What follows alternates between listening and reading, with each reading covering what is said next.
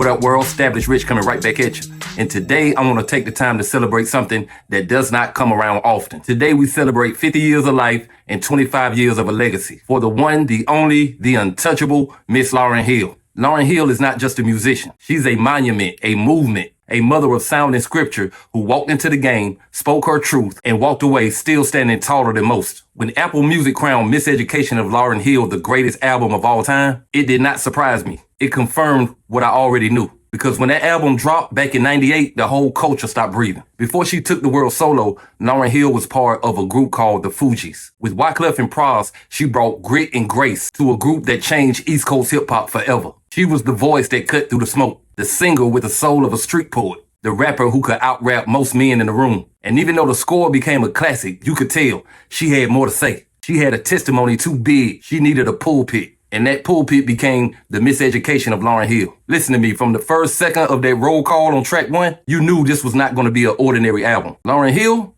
no answer, because she was never supposed to stay in class. She was out living the lessons that most people just read about. When Lost Ones hit, you knew she wasn't playing. It wasn't a song, it was a statement. She said you might win some, but you just lost one. And I swear she wrote that with a blood-stained pen. X Factor, that wasn't a love song. That was a wound that still bleeds in silence for so many sisters out there. To Zion, that was motherhood written in the stars. Doo-wop that thing, call it judgmental, call it hard, but you cannot deny the message of the song. She was screaming into a void that refused to protect black women, and yet demanded they stay silent. And even when she scolded us, she did it in love. Like that auntie that's gonna tell you wrong, but still fix you a plate right after. Now look, we gotta address the elephant in the room. Yes, there were rumors. Yes, there were lawsuits. Yes, some said they were not credited as producers. But don't get it twisted. Lauryn Hill was the architect. The vision, hers. The vibe, hers. She didn't just write songs. She built an experience. She curated a sound that lives in our bloodstream. Now the question we all ask is, why didn't we ever get another one? And to that I say, maybe the industry never deserved her in the first place. The machine is not built for someone like Lauryn.